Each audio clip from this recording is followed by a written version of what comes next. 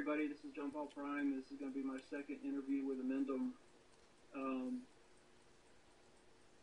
so in our last interview, some people took issue with the way you characterized the Occupy movement. Would you like to comment on that? Yeah, well, what is there to comment on, right? Are they going to loaf around in the park again this summer? I mean, it's over. It has no agenda. It has no.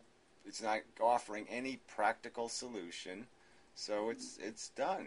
It's over. Well, some users, to be serious, in particular, seemed offended by your notion that the Occupy movement wasn't accomplishing anything. Yeah, well, I mean, I just don't see any evidence of the accomplishment. Where's the political evidence of it? We don't even have a candidate running against Obama. So, yeah, I don't think. Well, but I got Roseanne Barr, right? Does that have a realistic chance? Yeah, I don't want to get too much into personal drama. We didn't last time. I won't this time either. But anybody who's been watching your videos over the years knows you've clashed repeatedly with To Be Serious. What is the primary bone of contention between the two of you, and do you see any hope of reconciliation?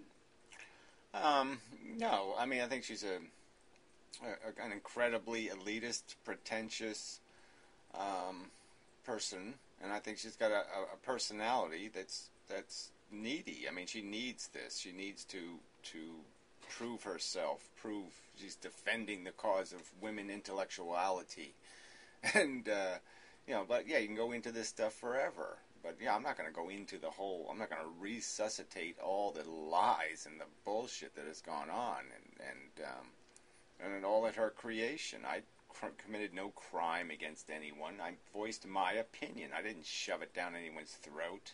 I didn't force anybody to believe anything. I didn't extort anybody on the internet. I mean, it's just bullshit. I mean, you can't say bitch on the internet? Well, come on. Well, another thing about that last interview we did, some people seem to think we're okay with the idea of violent revolution. Yeah, I'm okay with the idea of violent driving the Earth train right into the sun. So yeah, I'm theoretically, I think the whole thing is fail. I don't think human beings are going to do anything in any kind of constructive manner. They're going to fail at this whole experiment. They're going to make it even worse than it is now. And so yeah, I'm for trying to suffocate the monster. I mean, kill it hard and fast. But yeah, if you want to make change in this world, you're going to have to force it. The people aren't going to just. It's like antinatalism. Being an antinatalist is absolutely pointless. It's like being a non-rapist. Okay, if you're not out there stopping the rapists, if you're not out there passing laws against rape, you're not accomplishing anything. Saying you're not going to rape should be, step one for anybody who's rational. And anybody who's rational can see that the human race will not be able to control the fanatics and the idiots and the loopy tunes. You're going to have to force somebody to play along in the end. I mean, there's always going to be a definition of a crime, an excess, an abuse of the system. And you can't just, it's like you can't just voluntarily put a big pile of money out in the middle of the floor and say, well, now only the people who really need it should take that money. You know what's going to happen is everybody's going to think they need it. Well, I mean, after our last interview, people were putting up pictures of, like, the terror in France. I thought it was kind of silly. Yeah, well, there's people who just do stuff because they're in a competition, and you hurt their feelings, and so they're going to try to hurt you back in some way. So most of it's just petty bullshit. It doesn't have anything to do with anything real or philosophical. Nothing with any integrity. It's just petty crap. Like, let's see if we can throw some mud at his character in some stupid, idiotic way. Well, can you see and you talk a lot about change sometimes being driven by sets of circumstances that you can't really repeat. But can you see a perfect storm of circumstances where things get so bad here in America that people actually do consider picking up pitchforks and rioting? Yeah, I can envision lots of scenarios, and it's irritating because I would like to be able to nail it down. You know, you'd like to be able to figure out when the, you know, on paper, theoretically, it's like you could argue that if you look back at 1929, you'd say, well, how could these people not see it coming? How could they not have predicted it in 1928? I mean, it was all there right in front of them. How could they miss it? And I almost feel like we're in the same position. Like, how are we missing this? You know, we have all the evidence of this unsustainable, chaotic world. I mean, we're now fighting wars where we just go into another country, we pay some people to call themselves rebels, you know, and then we'll blow up a whole entire country's infrastructure because 10 people are unhappy, and then steal all the money. I mean, these are ludicrous things happening, and a Democratic president is committing these crimes, and you're just like, well, I guess that's the writing on the wall, isn't it? I mean, isn't this whole thing fucked? I mean, so yeah, how do you fix something this fucked? Have you been paying attention at all to what's been happening with Greece and the austerity measures? And you think that's going to happen here eventually? Yeah, well, eventually, you can't just keep printing the money. So, and that's where we're basically at. The government's issued a ton of bonds. It can't possibly reissue. You know, it can't pay them back.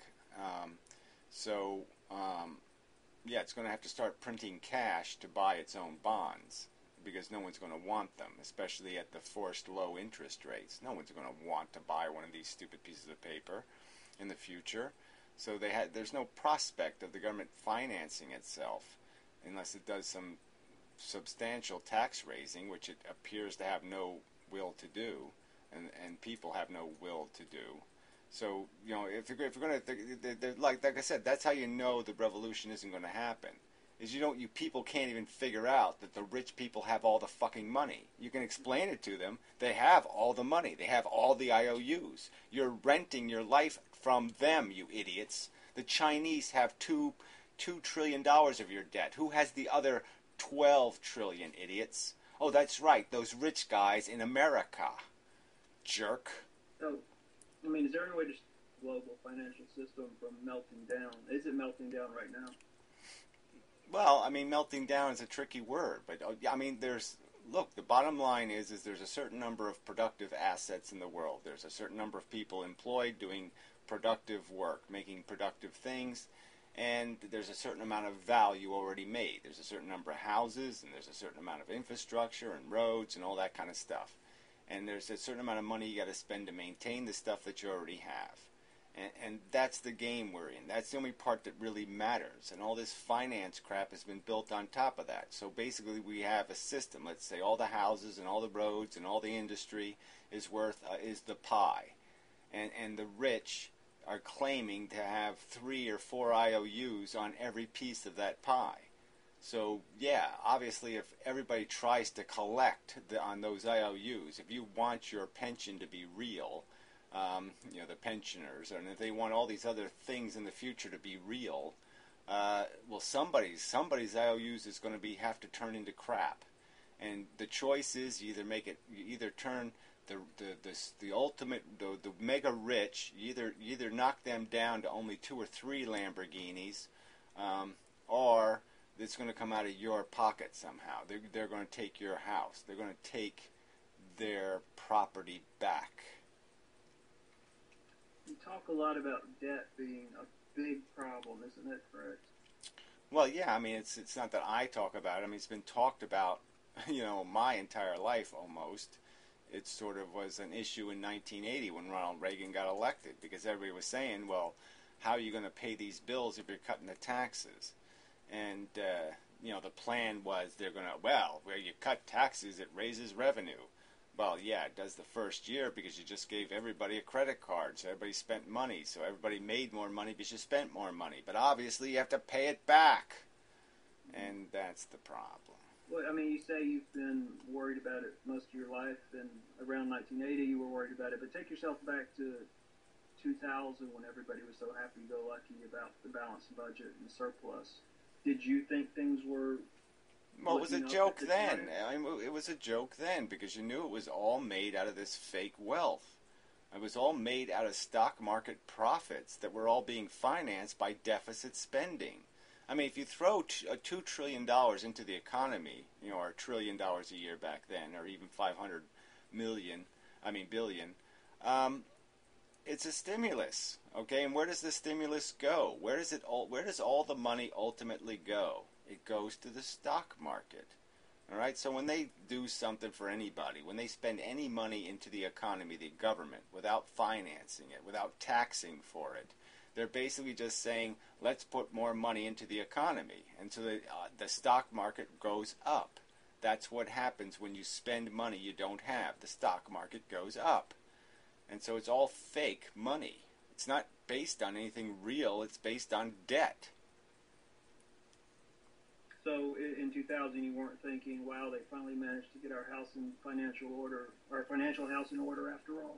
Well, but I knew it was all made out of just the fact that revenues had increased because the mega rich were getting mega richer. Okay, that's all it was made out of. Is the filthy rich were getting, their wealth was growing even faster. And so the government actually was collecting more revenue because the mega rich were getting mega richer. So yeah, how long can that last? How long can the rich keep getting richer before you don't have any ownership of your country anymore? They can't. The only way they gain wealth is to gain a claim against your property, your country. You have to mortgage your life in some way or another, either through the government or through your own personal indebtedness. And that's what people have done. They've personally overspent, and then as a country, we've mortgaged our life to the rich. And so you don't own anything. You owe hundreds of thousands of dollars. Yeah, it's almost like the rich, the 1%, whatever you want to call them. They kind of created a house of cards with our labor and convinced us to. Those cards. Well, you can't even say they created it because the people created it. They've been voting for presidents. They've been voting for people who said, I'm going to cut your taxes. All right? They keep voting for that like it works, like that's a good plan. Like that's how you pay the bills is by saying, let's not pay the bills. Mm-hmm. So, I mean, you can't be any less conspiratorial in terms of the fact that people have just voted for it willfully. If a candidate runs and says, I'm going to raise taxes, he's going to lose. Now, there's the federal deficit, though. Is that correct? Huh? The federal deficit is the yearly rate of increase, right? The national debt is just the overall, right? I guess, mortgage. And there's a few trillion hidden in the amount of money the Fed has lent out in little things, and the little bank bailout and Fannie Mae, Freddie Mac. So you could have another $5 trillion in there that's not on the books. But yeah, there's $14 trillion in official debt. And we're now pumping out at least a trillion and a half debt more every year. National debt in and of itself is not a bad thing. I mean, the idea of trying to pay the national debt off is just kind of ridiculous, isn't it? Well, the creation of it is ridiculous. It's just inflationary. There's no value in it. There's no functional purpose in a country mortgaging itself, okay, because it doesn't ever pay the bill. If it paid the bill, it might make sense for a short-term stimulus and all that kind of stuff, get you through the hard times. But in the good times, nobody wants to pay the bills. So it's completely unproductive. It's a zero-sum game. You cannot win by borrowing money. But we've always had that from the very beginning, though, right? Well, we've always had disaster. Yeah, we just keep walking off the same plank, okay? I mean, you can go back through history, and you go look back through history, and about every 80 years, you have a complete financial meltdown. Yeah, that's a good point.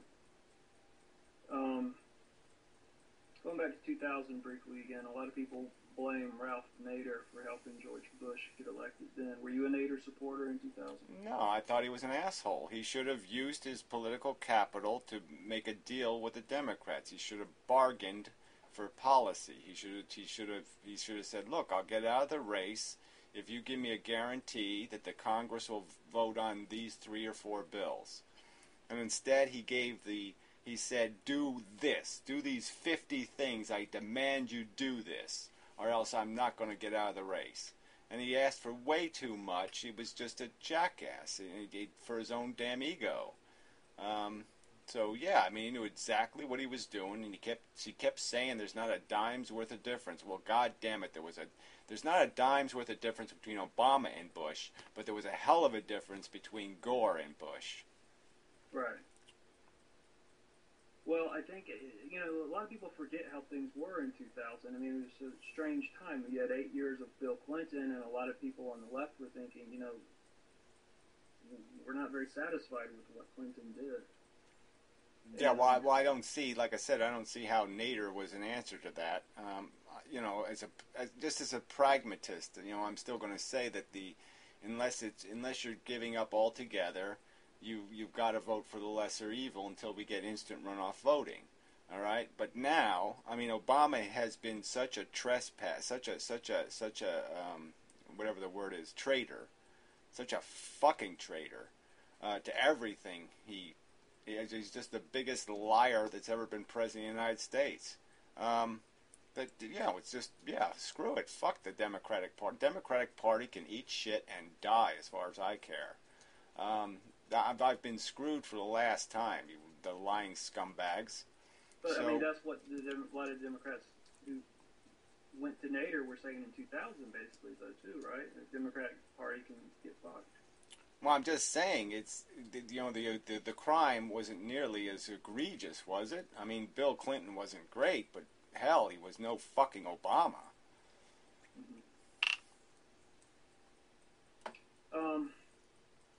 I'm not sure if you made a video about it, but as you know, Steve Jobs died a few months ago. What was your opinion of the founder of Apple? Did he make the world a better place? Oh, hell no. I hated Gates, and I hated Jobs, and I hated the whole fact that we left one of these basic pieces of infrastructure, social infrastructure, the internet and computer technology, and we gave it to these fucking capitalist whore, pig, slob, motherfucking bastards. We should have had standards. It all should have been open source from the very beginning. These jackasses should never have been able to allowed to be owned to copyright a standard. It would be as idiotic as somebody going back in time and giving somebody a copyright on the wheel, and for all of us to be paying a wheel tax to some fucking greedy capitalist pig shit fucker. Steve Jobs and Bill Gates are evil bastards who have stifled and corroded and corrupted human progress to disgusting proportions. The waste they have created in their lousy, greedy, scheming, the whole mechanism of their. It's like the selling of the printer for $10 and you sell the ink cartridges for $600. I mean, it's this upside down, insidious, disgusting chicanery that these corporations are just the antithesis of, or I mean, no, that they're a perfect description of. And then Google, you could put right there is the cherry on that toxic waste pie. And but again, what do you have? The majority of people think these fuckers have done us some good. These fucking bastard capitalist, whore, greedy bastard corporations have somehow benefited us all. No, they have fucking stolen the value of this technology.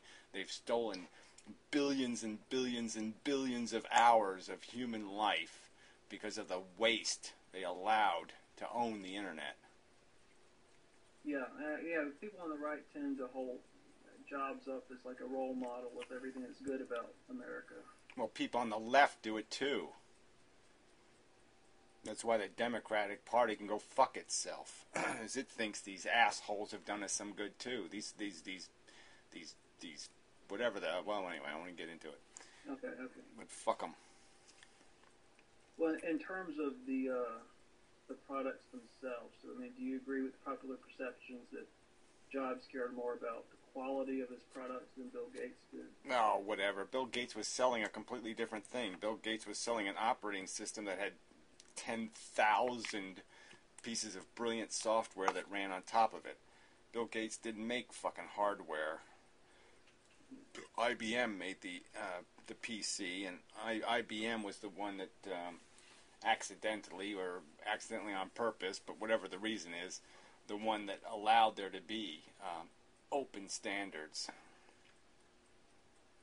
That's why PCs cost half as much, is because you weren't paying a jobs tax for every chip in the damn computer, and for every connector, and every wire had to have its own special Apple connector, a special Apple standard, so it's not compatible with anything else on planet Earth, but something you buy from Jobs.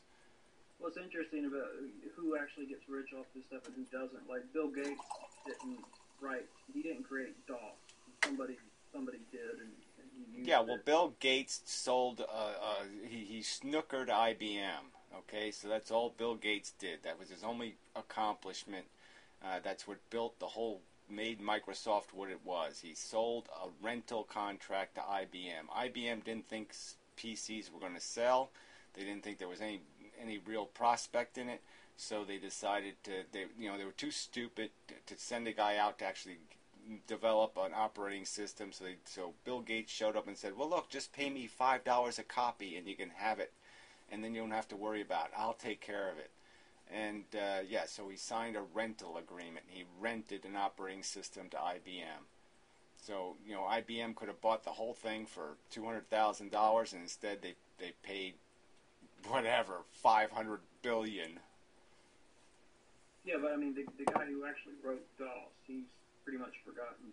Well, I know. Well, Bill Gates snookered him, too. Bill Gates knew that IBM wanted an operating system. Bill Gates played middleman. That's what all these scumbag entrepreneurs are. Isn't that what an entrepreneur is a fucking middleman who just figures out a scheme to sell something to one guy that somebody else is making, and instead of just showing the two guys how to get together, he takes a cut, a big giant cut, and that's all Bill Gates did. Okay, he just showed IBM this guy has the operating system, right?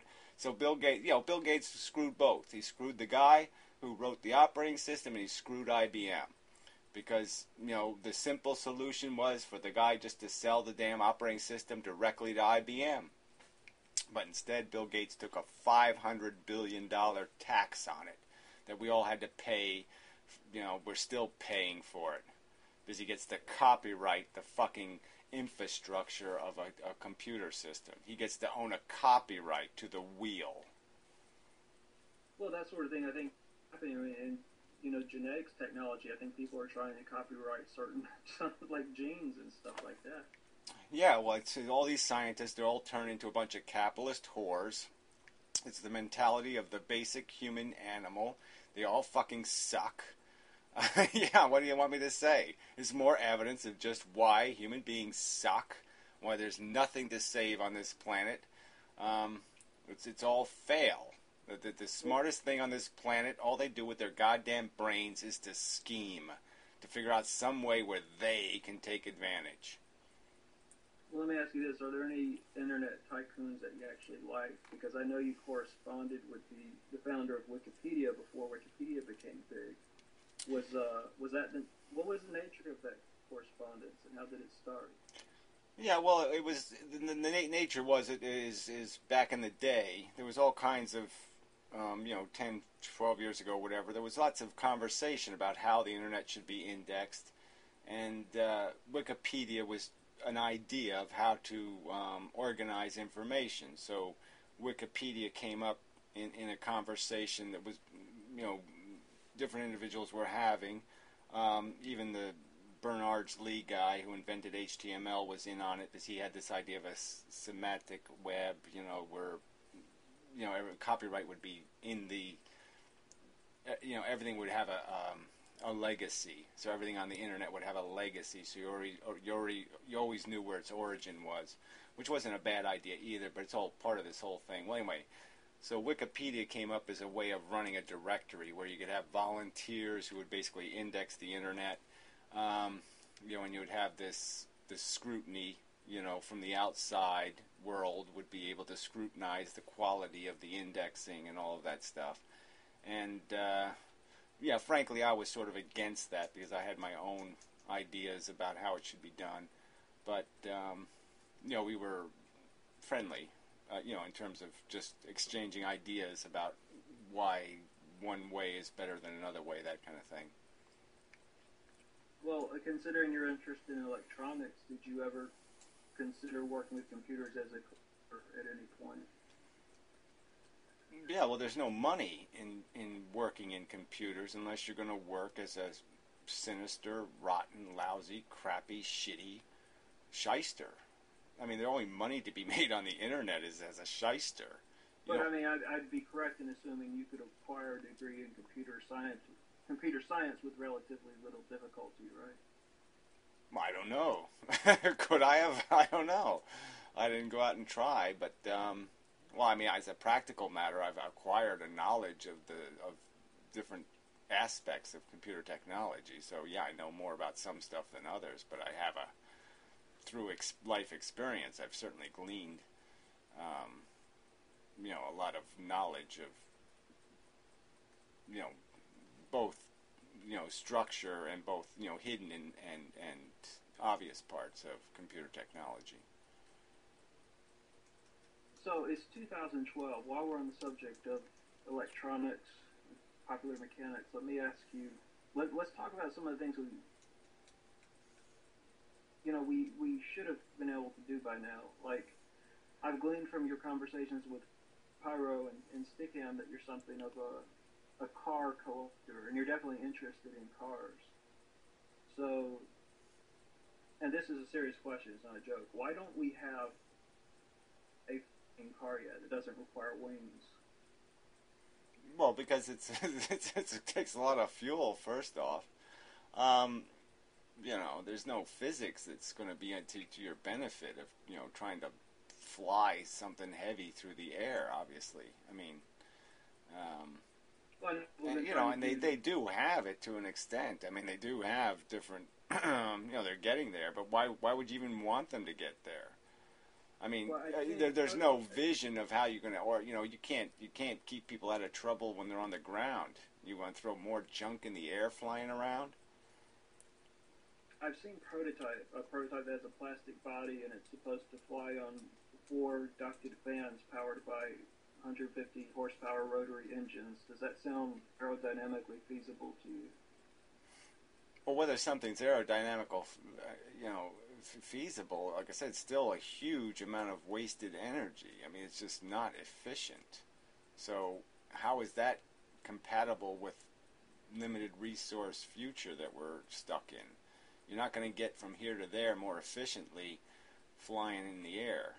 Mm-hmm. But damn, it's 2012, you'd think. I mean, a gadget that I've always wanted is yet to materialize. You'd think we'd have it by now, like, say, a Dick Tracy watch. Basically everything an iPhone can do shrunk down to the size of a wristwatch. We don't even have that yet. Well, man, you're really picky. What wasn't it silly from the start, though? I mean, really, I saw Dick Tracy and I was like, well, this is stupid. He's flying in a garbage can and he's talking to a watch. I mean, what? Is that my dream future? No. I want to know why we don't have, whatever, wanky, spanky machines on our computers. Why we don't have virtual reality. I mean, why can't I reach through my computer and touch someone, quite literally? That's the question I have. Where's that technology? Because that's damn doable. Okay, flying garbage cans is a little more complicated. Yeah, but the wristwatch thing seems like it wouldn't be that complicated. No. Well, I mean, aren't we there? I mean, we're 10 days away from that. So what are you complaining like a gas about? pump with 4,000 What the hell holes is that? in the hose. That's what Sorry. life is. Oh yeah, fill her up. Yeah. Yeah. It's my computer. Yeah, well, I mean, Grotesquely rude. What the hell is that? Sorry, I gotta wait till this stupid thing ends. Of love and beauty, those concepts. One of my are old videos completely playing because, you know, I have to run a script to maintain my website, so it's running on the computer all the time. And sometimes it plays people's autoplays. okay. So it's okay now. Okay, well, I mean, you said the whole energy thing, the fuel thing. Do you see hydrogen-powered cars ever being mass-produced? What kind of cars? Hydrogen. Well, I don't think hydrogen's an answer. First off, I mean, you got to make costs money to create your hydrogen in the first place. Mm-hmm. So, where are you going to get the energy to make your hydrogen? And then, these technologies are dangerous. So I don't know if we want people to have more, BTUs available to them, energy units stored in their cars, because what are they going to do with that potential? I mean, you're just going to make it easier for people to blow buildings up. So the idea of the only exhaust being water is kind of nice with the hydrogen thing. Well, I know, but obviously if you're using coal to make your hydrogen, then your exhaust isn't just water. Well, ideally, what kind of car would you like to see? Electric? Well, I just think we ought to have make life more practical. So, yeah, I think we should be living in cities that are, built entirely differently with, no modern... We shouldn't be making houses the way we're still making them. It should almost be illegal in America to have a north-facing window. These are just basic things. I mean, the R value on a window is 3. That's if you have a good window, a good insulated window. You got an R value of 3. A wall has an R value of 35. So, do the math. The waste that we are, there's just gross waste. But, all this moving of people is not the game. I think the game is to move the goods to the people, not to move people to the goods. So I envision rational civilization should almost be you get everywhere you need to go on a conveyor belt. You're talking about houses being building codes and the like.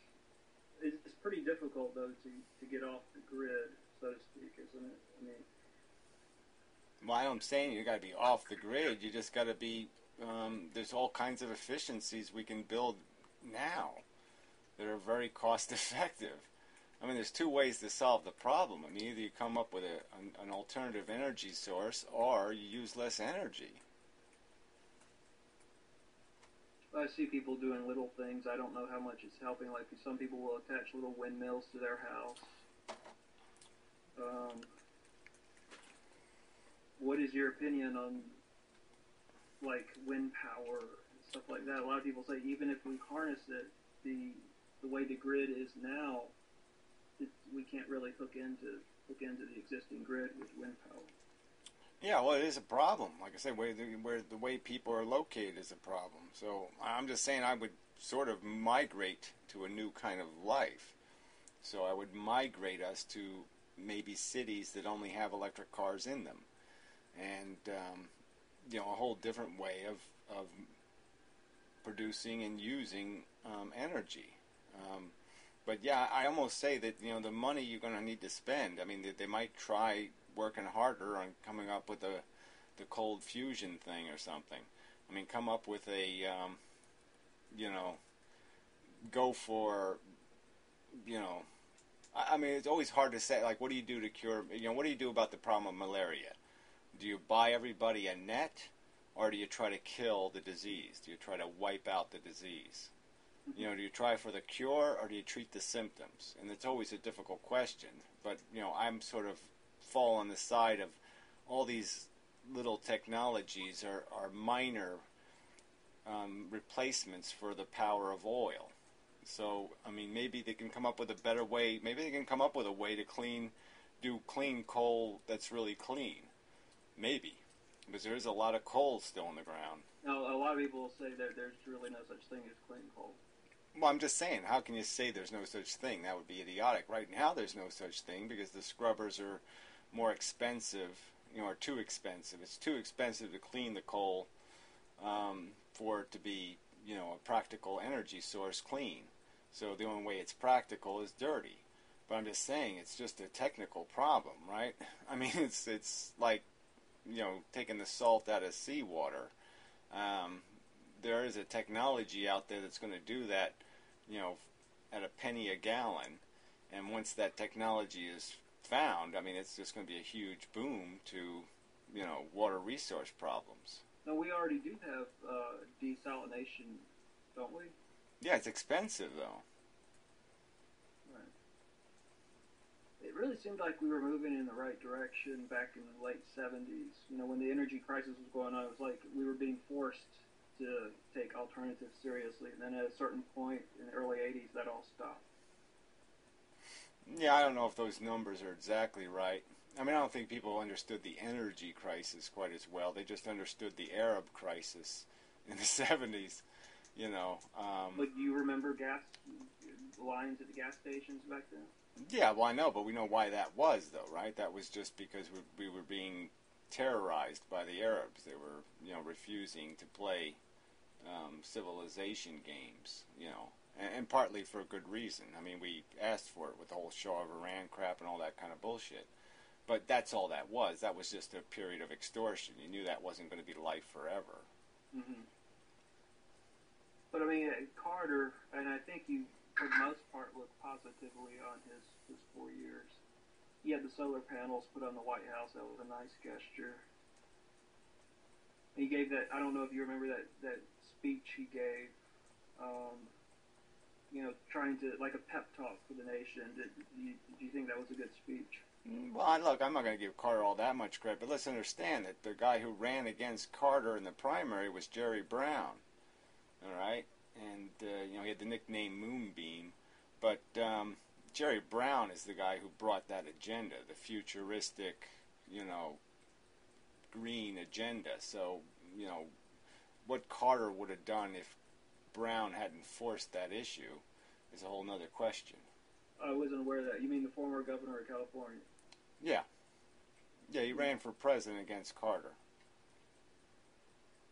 I was not aware of that. That's interesting.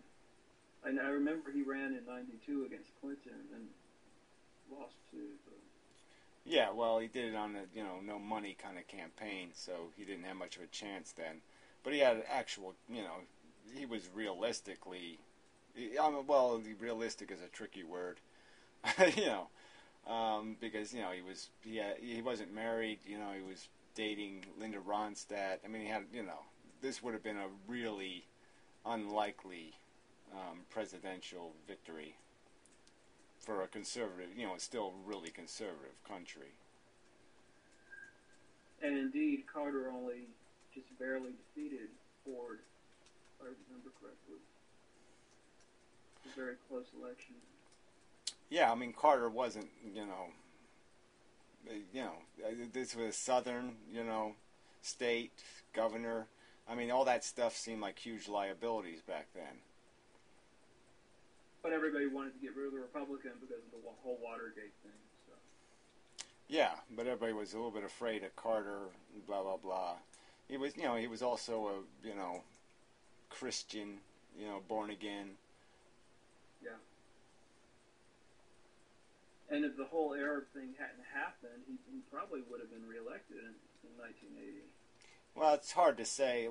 Those were weird economic times anyway. There was a real, it started with Nixon. The economy was already in trouble back then. And, and it was one of those hard recessions. So, hard to say if, Carter had a lot of liabilities without the Arab trouble. Yeah. I mean, the economy is it's always going up and down. I remember, I was just a little kid, but the first couple of years of Reagan's presidency, nobody thought he was going to be reelected because everybody was out of work. Things were horrible. And Yeah, well, part of the problem is nobody ran against him, right? Mondale, who I think is an honorable guy, but he wasn't Mr. Charisma.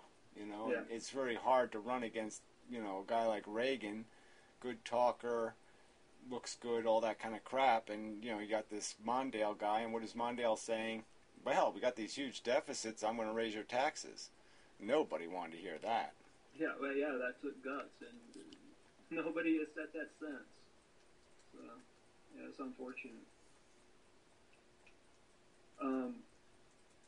Yeah, I got a whole other set of questions, but I didn't really have the time to prepare them yet. So if we can continue this in another session, that'd be great. All right.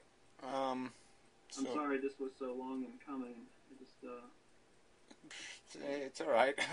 I'm not doing anything perfect lately either, so a little flawed is human, right?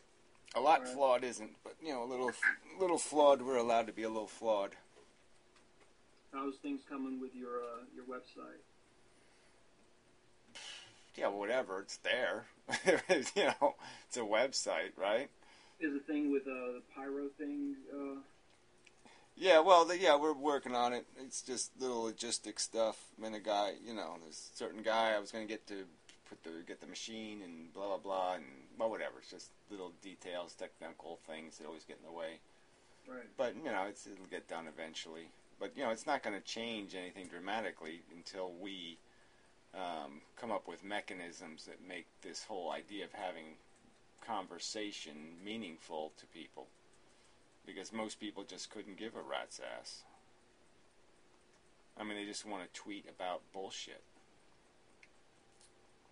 Well, I think you've left a pretty good legacy on YouTube.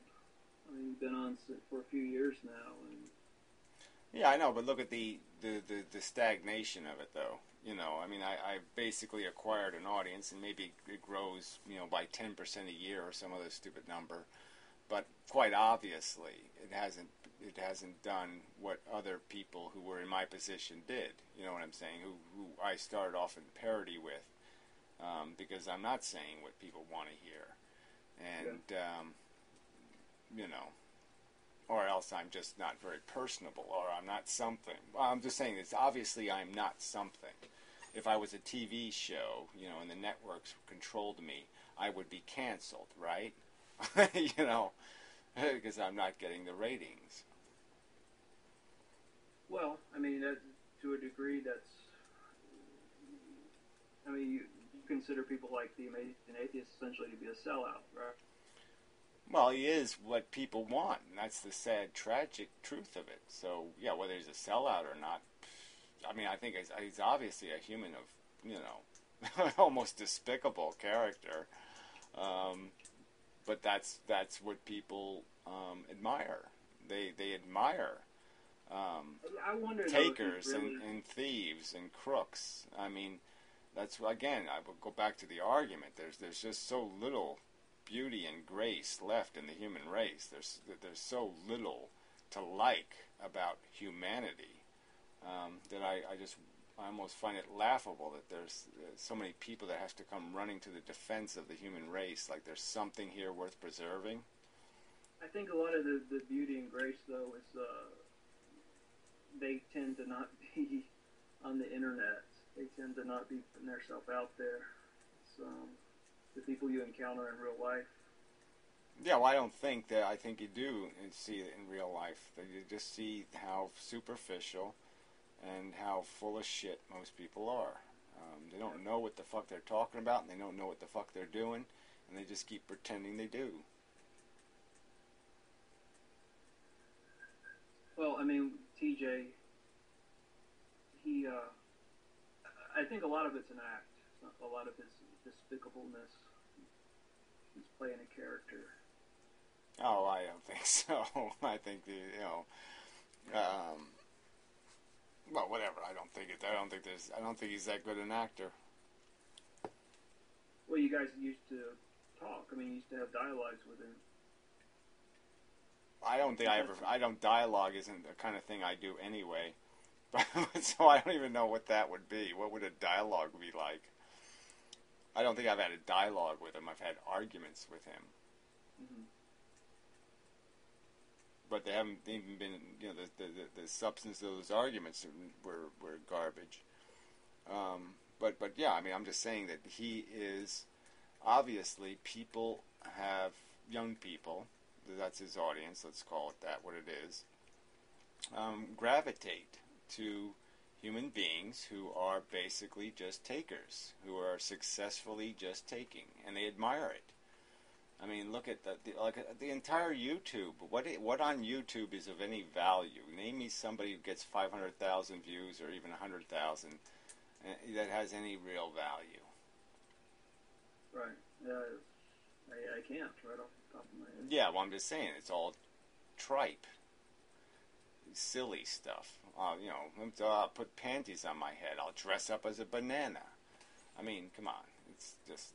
Well, I mean, there are people trying to be genuine. I know you have your problems with Pyro, but he's a pretty genuine guy. He's trying to do the right thing. Well, I'm just saying, Pyro gets less views than I do, so what, I wouldn't doubt his genuineness. I just have, my problems are with his skirting of the truth.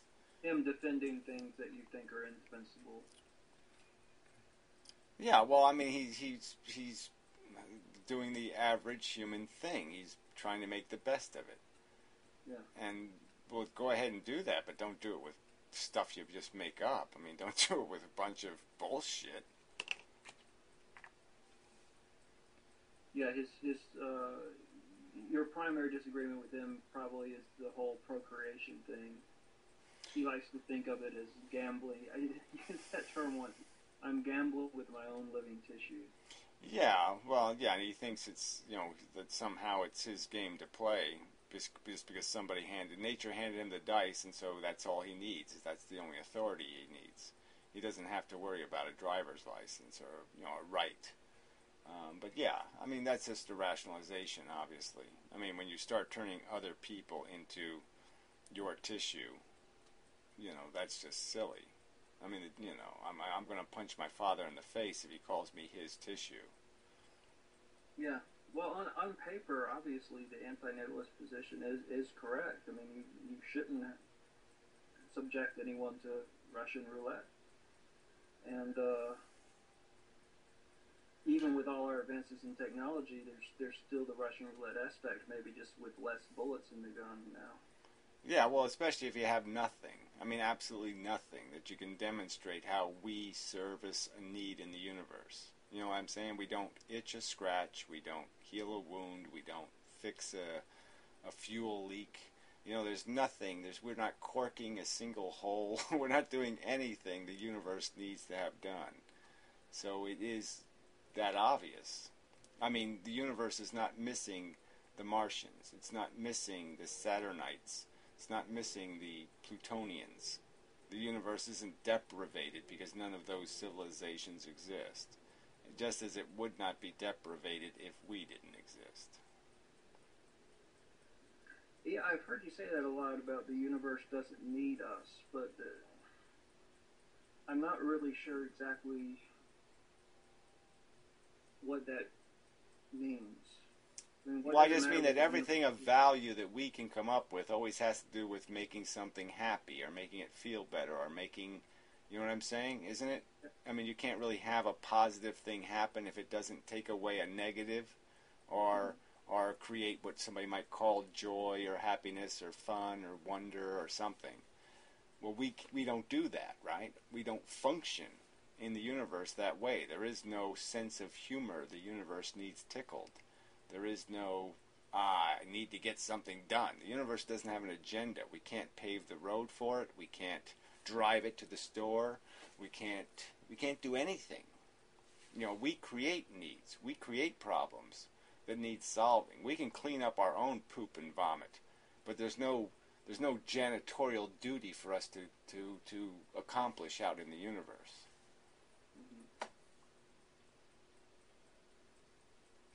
So your take on do you agree with string theory basically, or you have your own theory?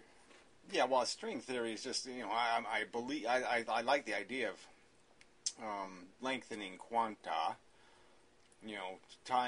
Saying that say an electron, visualizing it as something that could, if you put it into baseball-sized terms, that an electron would be 1,000,000 baseballs tied together. Okay, and that would be an electron. So it would have 1,000,000 quanta in it. It probably has 1,000,000,000 quanta, but I'm just saying, and the idea that the length of that electron is what ties cells together. So you can theoretically think about it like, oh yeah, if you had a really long string and the electron was being shared by two atoms, you could see how it would tie them together because the string would tie them together. Okay, the idea of the bonds between the quanta is what's holding the atom together. And so I would say that's the weak force in nuclear physics, is the force of the attraction between quanta. And but anyway, I'm just saying that's as far as I go with string theory, though. String theory is it has a whole other agenda that I don't think is really tied to quantum. Okay, it sounds a little bit like silly string theory. I mean, it's the multi-dimensional crap. It's got a whole bunch of crap that I don't see any reason to inject into the situation. But yeah, I got to work on all that stuff. I mean, I do have some ideas regarding physics and models of the underlying universe. And like gravity, how well do you think we really understand the nature of gravity? Well, I don't think we understand it at all, obviously, but it is understanding this idea that there is just this, like I said, I have this theory that you could visualize the universe as just being made up of little tiny bits all moving at the speed of light, and that there's nothing else in the universe. There's just these little bits, and the only thing that stops them is a gravity well. The only thing that captures them is a gravity well. So they have to fall into something to be stopped from moving at the speed of light in a direction. And so atoms are formed by capturing these things moving at the speed of light and causing them to spin in a circle, right? To just orbit forever. And that's how energy is consolidated, is it gets trapped in these gravity wells.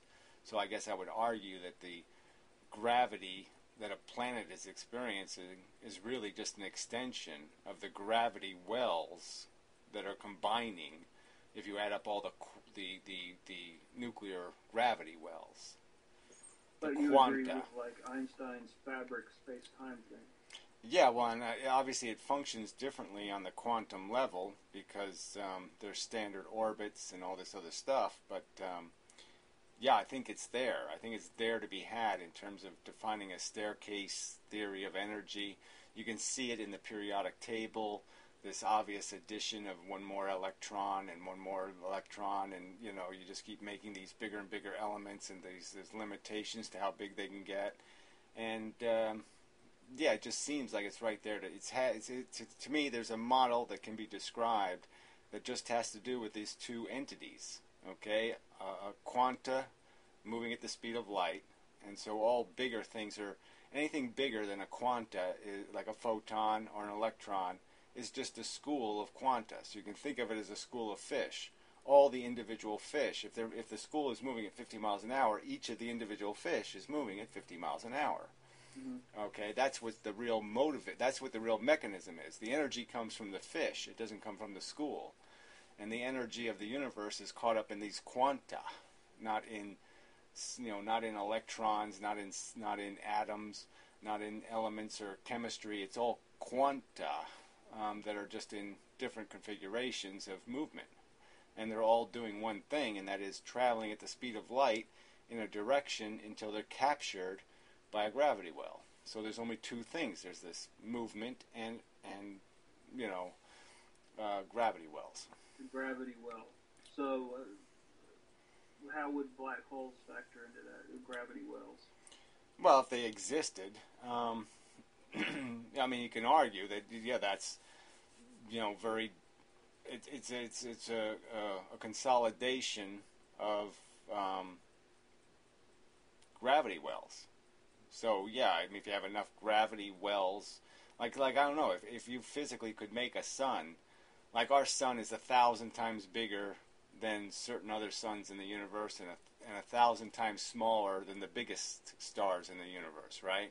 Right. I mean, some sort of number like that. Well, what if you made it 1,000,000 or 1,000,000,000?